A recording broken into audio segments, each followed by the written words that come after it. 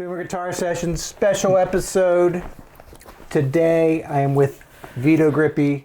We're talking about agency, high agency, low agency, kind of like genius stuff and anti-genius stuff.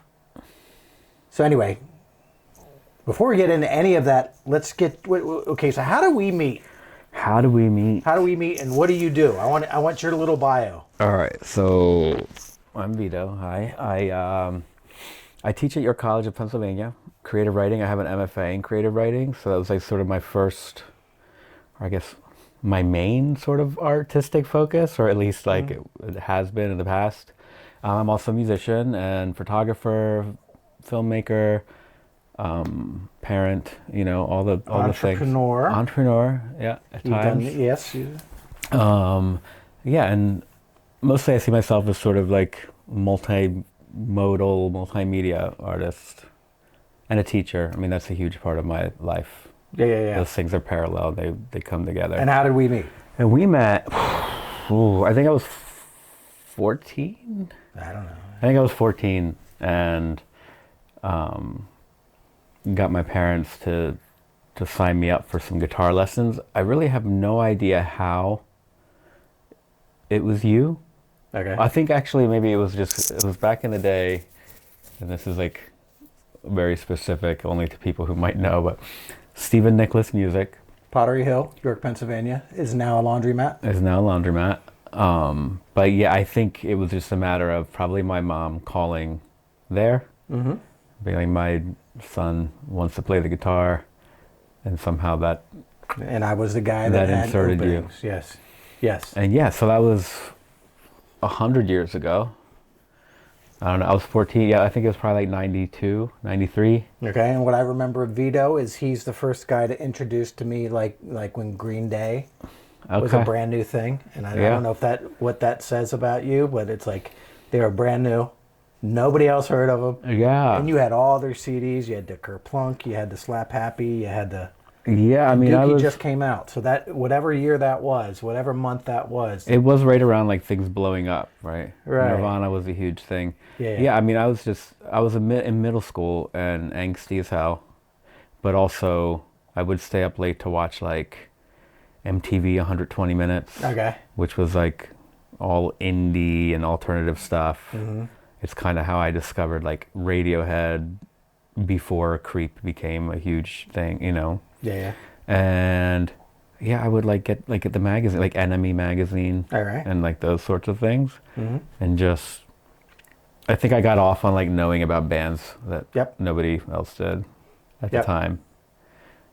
Yeah. So you introduced me to cool stuff I haven't heard of anywhere else, and hopefully I did the same to you. Oh, absolutely. Yeah. Okay, so it's the back and forth kind of thing, and as we maintained a relationship all through the years.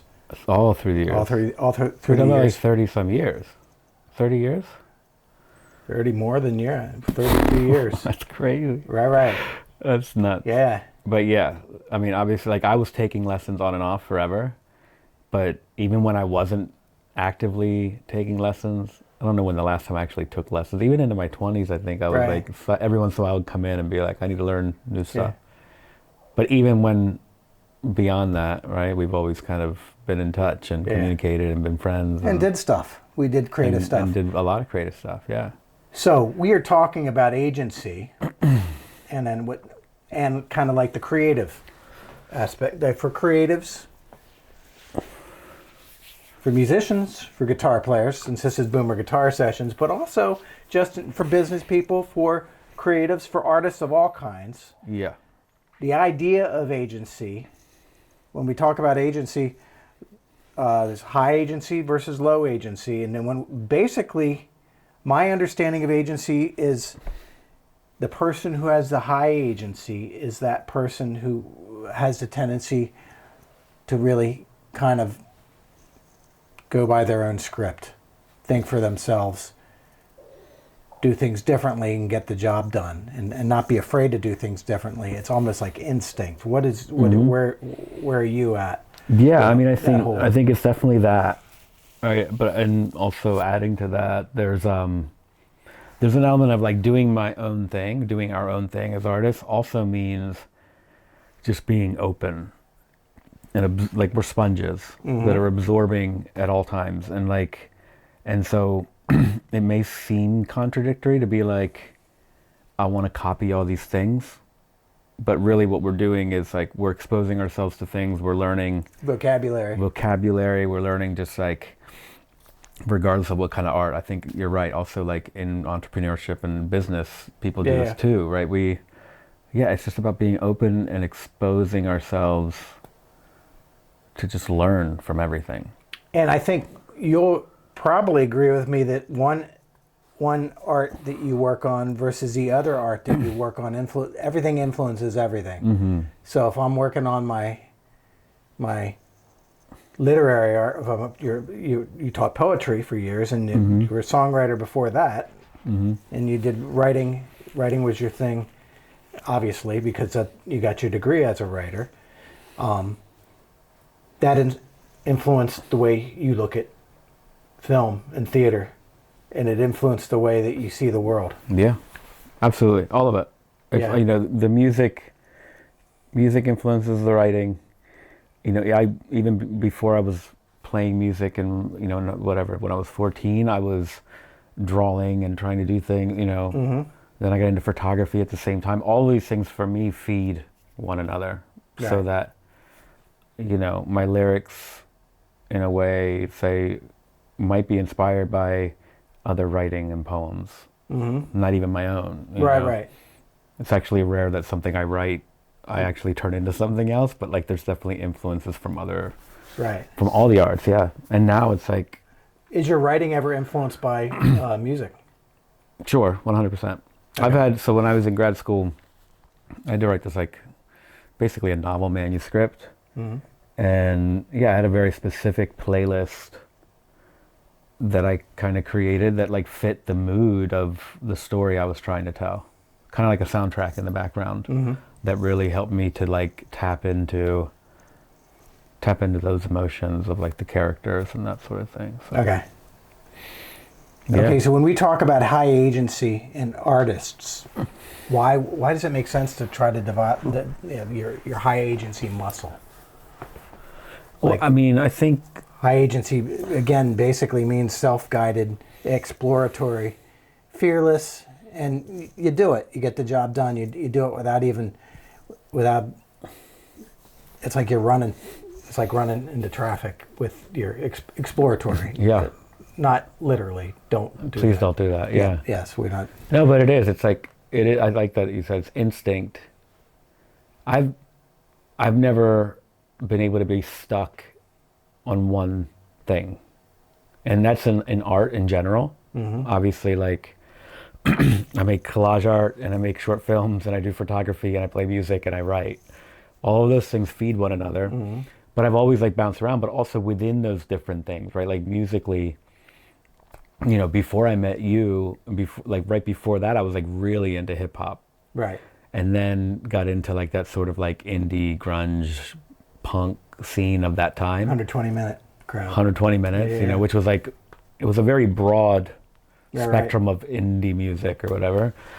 From there, it turned into like a mix of that, right? Like I was like part-time, I would like DJ electronica while also like trying to produce electronica tracks, listening to the Beastie Boys, listening to Nirvana, like. But you're making all of that. We've done work before, like we've done clinics before, and he would be taking references from Roberta Flack, and Bob Dylan. Yeah. He's not like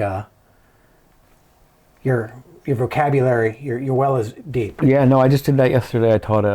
I teach creative writing class, and I was teaching about image and imagery, and I brought up Roberta Flack and Ain't No Sunshine, actually, because of like, I mean, those are like perfect images for how love feels, you know? Right. And so, yeah, it's, all of these things are just, for me, it's like one thing. It's all just trying to communicate an emotion.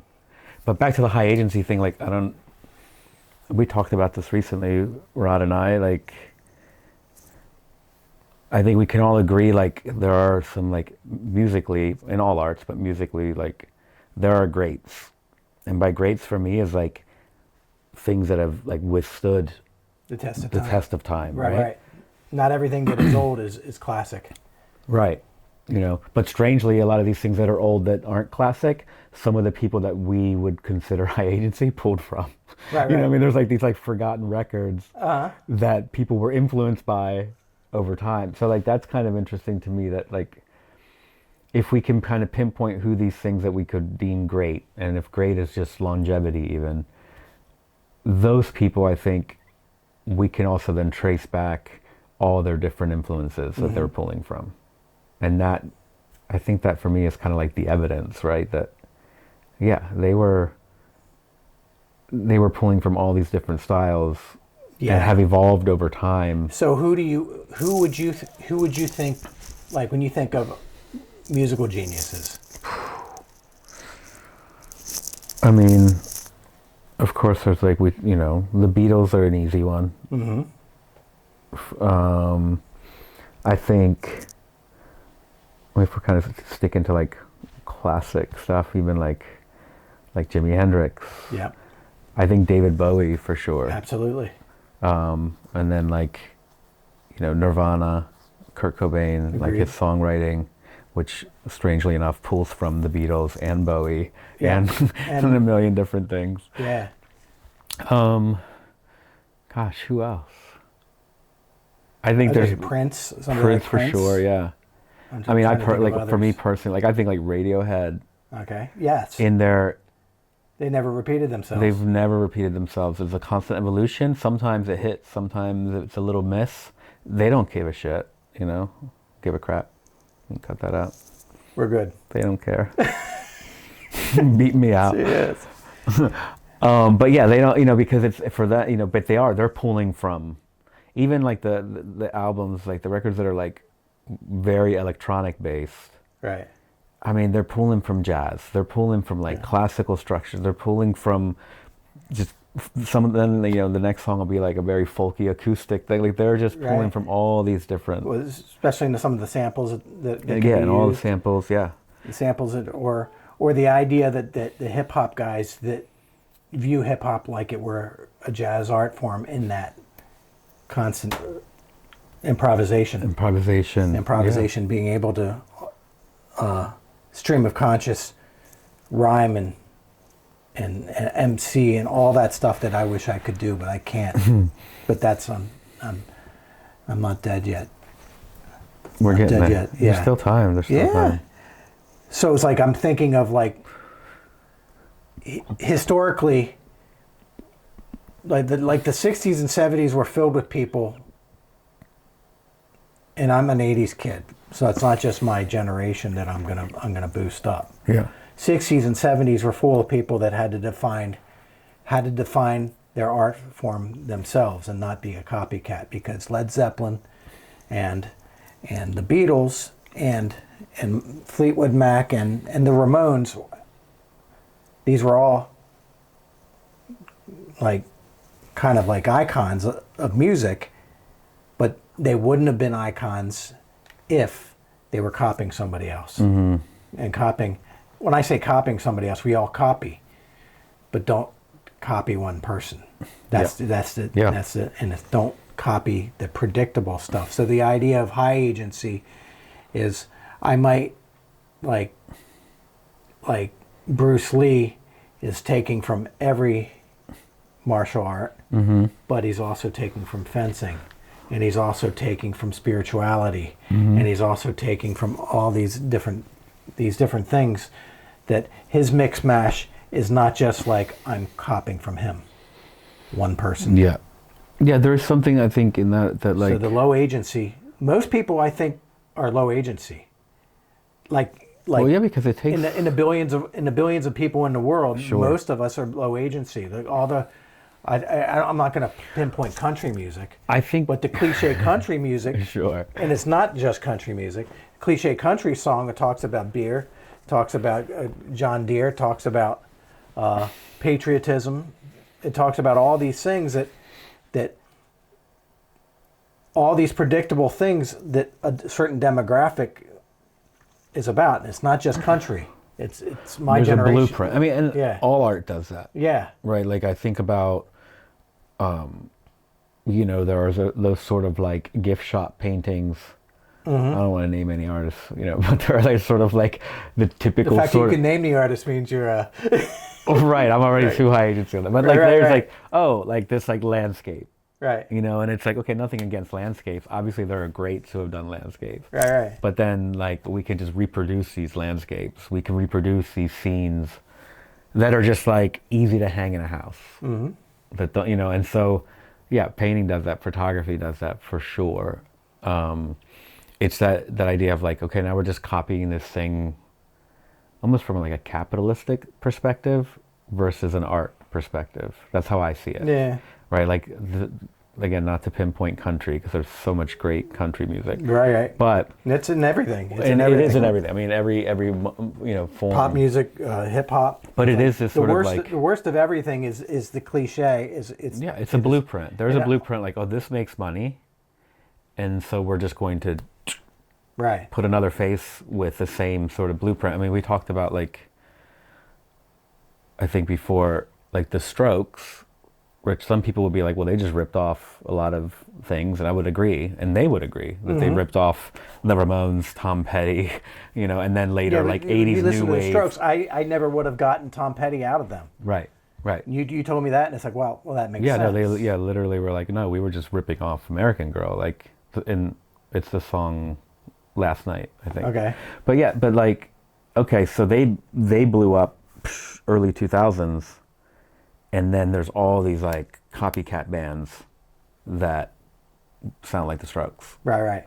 They don't sound like all the influences the Strokes brought into the Strokes. They sound just like the Strokes. Yeah. And that's, I think, the difference, right? And again, like, it's sort of like a strange thing that the high agency is like, it feels original, but because like they're putting their own voice on, like creating their own voice out of all these influences, as opposed to the original, the high agency classic person, the one that everybody refers back to. Yeah. And as I said, nobody's completely original. It was that the high agency creator is stealing from everybody and lots of different things. I always use the one of the greatest showmen in rock is David Lee Roth. But David Lee Roth, a lot of people like nab him. They say he just copying Jim Dandy, but he's not just copying Jim Dandy. He's copying Jim Dandy, but he's also copying James Brown, and he's copying Sam Cooke, and he's copying 40s swing music, and he's copying so many different things just in his music. Never mind his presentation. Never mind his presentation, where it's karate versus gymnastics versus versus whatever. The amount of different. He is a well-read dude. He is the guy that everybody goes to copy in the 90s, or not even the 90s, the 80s. In the 80s, yeah. He was the front person everybody went to. All those people who are copying just from David Lee Roth, they didn't have the edge that David Lee Roth had because they weren't copying what he copied. Right, because there's no learning involved, right? There's no authenticity in that. It's like, it's kind of saying, this works, let me do this. As opposed to, I'm curious. Right. And I'm exploring, and at some point, it's not even like you're like you said, like, I forget the word you use, but it's not like I'm going around being, okay, so I want to make art, I want to make music, so I'm going to study all of these things so I can have high, like, it doesn't work that way. It's a natural curiosity. Chasing your curiosities. It's a natural curiosity. Yeah. And it's a natural sort of interest in just what's out there. Right. Like, it's like for me, I remember like when I first had kids, and of course like they're listening to like straight up pop music. I can't even name half of it. And I remember driving down the road, and there is a part of me that in the past would be like the cynical, like, this is all trash. But as I'm listening to it, I'm like, okay, I can hear influences in this, right? Also like really cool, like chord changes or melodies. Right. I'm like, oh, well, that's interesting. Right. And I'm sure it came from somewhere else, but now I'm like I can even find the good if you're curious. I don't want to just speak Right. for myself. If you're curious, you can find the good in anything. In any era. There's like In any era. in literary like the world, like David Foster Wallace, right, which like a lot of people would deem like this incredibly like original, like nobody did what he did. His, as far as what he read, I mean, he read everything from the classics to romance novels, Right. like those like sort of dime store paperbacks, like the trashiest of trashy stuff, because he's like, there's something to pull from all of this, Right. Comic books. like Yeah. anything. So yeah. So Gene Simmons, a lot of people, he's a controversial kind of figure, but it's like he was a school teacher, and he was teaching English to the Spanish in New York City, and he used comic books as his way to do that. Yeah. And it's like the comic book heroes and all that kind of stuff. Kiss did their own thing. They invented their own thing. Regardless of what they changed my life. So I'm a Kiss fan. I don't care what you say. But anyway, you're not going to reinvent my history. But that was an important part of his. That was an important part of his reading. He's a well-read guy. Reads stuff in many different. Yeah.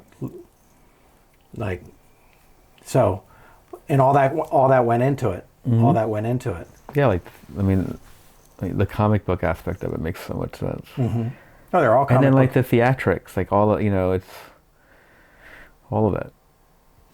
Building characters. Yeah. Is essentially what they did, right? Yep. Yeah. No, I grew up. I was 10 years old in 1978, so I was at the right age to accept this is perfect. Yeah. They played guitars. They were superheroes, and it's like I'm still at the age of that superheroes are cool. I guess they're always cool, but so now, okay, so things that we can do in order to like our high agency muscle. Like if we want to get, I'm always taking back to, I go back to a discussion that I had with, I was in a room somewhere in my past, and people who say that you can't change the world are usually right in their life, because if they don't believe they can change the world, they're not going to change the world. But I remember being in a room where the people were talking in that way, and I knew privately that they were wrong because I'd already done it, and I would continue to do it just in my own small way. So saying you're the person who wants to flex that muscle, some of the things that you can do in order to flex your high agency muscle, like just really question the script. That's the first thing. Like, don't fall into the stereotypes that marketing people want you to be low agency. They want you to be predictable. So you can be predictable. That's going to be basic, and then you're not going to be that much of a creative. If that doesn't matter to you, if you want to be predictable, that's your choice. But high agency requires that you question the script and you kind of write your own script. So that, do you have any other things that you can think of? Yeah, I mean, I think that's definitely part of it, is that like pushing against,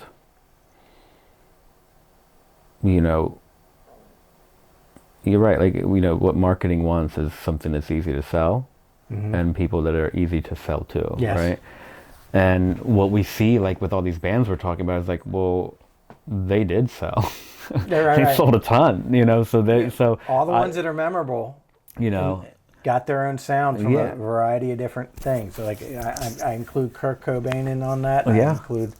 I even include Billy Joe of Green Day. We were going back to the Green Day Yeah. references. He took the punk rock thing, but he also took kind of like the Beatles and the 60s Yeah. pop tunes. And that's like an And evolution brought of it. that band, right? Yeah. Because like they were, before Dookie, just a punk band, like a California punk band, Right. And yeah, like listen to like American Idiot and all these, like now they're getting into a much different thing, like pulling in all these other sounds. Right. Yeah, I think kind of going back, like what you can do is that you have to like kind of develop that curiosity. Like you can't pigeonhole yourself in one style. Right. Right. My big thing is it's all about the mix. If anybody ever knows my musical approach, I call boom pop. It is all about mixing seemingly unrelated things together. So musical styles that are seemingly unrelated, or blues, classical, R&B, rock, country, it all is good stuff for your creative muscle.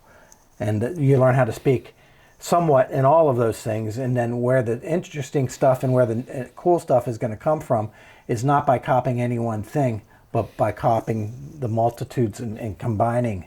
Yeah. I'm taking from Bowie, I'm taking from the Beatles, but I'm also taking from Black Sabbath. And it's all good. The way that it works then is like, you're like intentional in the consumption of these things and learning from. And then when you sit down to make your own thing, you kind of consciously don't think about it, if that makes sense, right? So like if I sit down, it's like, well, I don't want to write like a song that's like kind of sounds like Bowie, you know what I mean? I'm just going to sit down and write. Right. And kind of whatever comes out, comes out. What's going to come out is my own voice that's been sort of like shaped by all these things. Right. You know, and that's in all the arts, right? And like apprenticeship and copying, like, you know, there's a whole book like Steal Like an Artist. Right. You know, there's interviews with, it's like Picasso said it, you know, good artists borrow, great artists steal. Right. David Bowie said like in an interview, right? They're like, do you consider yourself a musical genius or something like that? I said, no, I consider myself a tasteful thief. Right. You know, so like Steve Jobs used that quote as well. Like, right. T.S. Eliot, like all these, it's over and over again, all these people that are greats in whatever they do they either intuitively know that or somebody taught them this is how you do it. Right. So Steve Jobs, whatever he knew about computers, he combined that. He took this class in calligraphy and like type fonts, all that kind of stuff. Yeah. And he said that's the class that completely changed what was going to become the Apple computer, all the ideas of fonts and putting them into that. So his knowledge. Yeah. So it's all the stuff that makes it. So build without permission. Be fearless in what you're doing. You know, fearless. I say wise fearless. Don't be stupid. I say don't literally walk in front of, run in front of a car. Right. But what but fearless exploration. It's like it's okay to like things that you don't think you're supposed to like too. Right. Because that's like a big thing too with younger.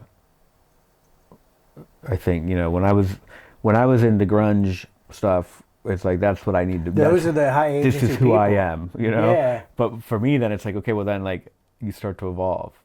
Right. But I've always been in like, I'm not trying to be like I'm a high agent, but you know, as a teacher too, I try to get my students. I'm like, look, everything is influencing you. Right. And I know you think like Taylor Swift is dumb, but like if you pay attention a little bit, you'll see like you might learn something from it. You know, so like anything can feed you, give you something. You just have to be open. Also, I think probably it's wise to also, and you do this better than anybody, multiple skills. The idea of multiple skills, whether they're artistic skills or especially if you're an artist, it pays to have some sort of technological skill. I wish I had more of it. Yeah, I mean, But also like but it's still curiosity. Marketing and all that. If you're an entrepreneur. If you're. It is still like that idea of like curiosity can open the door to you learning stuff. Right. I mean, I realized like at some point I was like kind of dabbling in coding. Not really know. I had to a class or something, and then somebody was like, "Well, could you make me a website?" And I said yes. I didn't know how to make a website. You know what I mean? But I did spend a solid two weeks of just being consumed with how do I do this, Right. you know, and then learning, and then now it's like, okay, this is a thing that I can do, you know, and some of it for me is also like, maybe it's ADHD, maybe it's my boredom. It's like I need to be able to jump around. So like when I'm stuck and I'm not, like right now, it's not a time that I'm like doing a lot of musical stuff, Right. like a little bit, but I am doing a lot of film making stuff.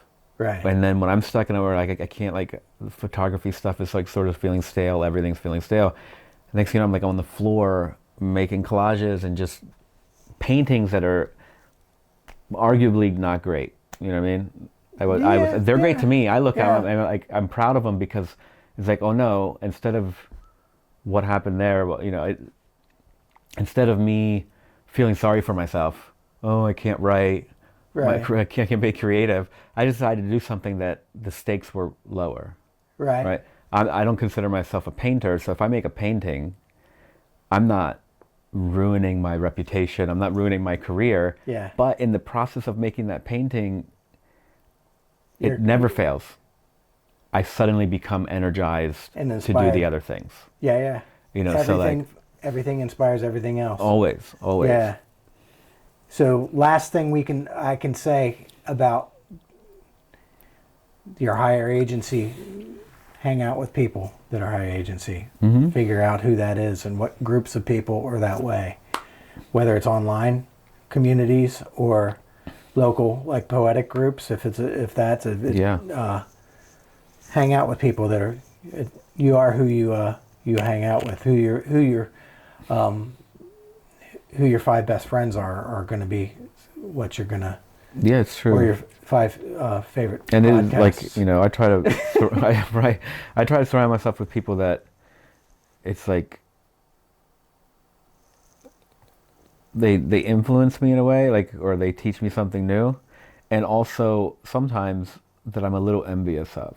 Mhm. Right, because like then there's like this motivation for me to Right. to do, you know, but more than anything for me it's like if somebody's doing something cool, I want to get to know them, Right. and I want to see like what their process. I'm really interested in like their process, and, Right. and how they get to where they are. And strangely, what I always learn is their process is not too dissimilar from mine, right? That Right. they're just pulling from a lot of different things. But yeah, I think that's super important Yeah. to try to find your people that are inspiring. In your town, online communities Anywhere, are cool yeah. too, because you don't have to. It does not have to be just a thing that. If you're in your little cubicle in your town, your town it's might hard, not have it. It's hard, yeah. Yeah. Or 'Cause sometimes what you'll find is like your town has it, but nobody has like you have to go searching for brought it. these people together, you know, Right. and that's You can be the first. You can. Be fearless. yeah. Be fearless. Do it. This is Rod, Boomer Guitar Sessions. I want to do more of this. High agency. This is Develop fun. your agency. I think high agency is kind of like the genius code. It's like genius is not about memorizing a bunch of stuff. No. It's about coming up with thinking in a completely different way and different realities and bringing about new things that nobody else thought of before. And seeing good in stuff that nobody else saw good in. So anyway, this is it. Boomer Guitar Sessions. More of this later. Tell 50 of your closest friends. Like, subscribe, do all that stuff, and say hi. And anyway, that is it. Later. Hi, this is Rod from Boomer Guitar Sessions. I personally wanted to thank you for being part of our community. If you like what we're doing here and you want to see more of it, please hit the like, subscribe, and share. And this helps me spread my musical messages to all over the world. Thank you. I appreciate you. And always remember, you can do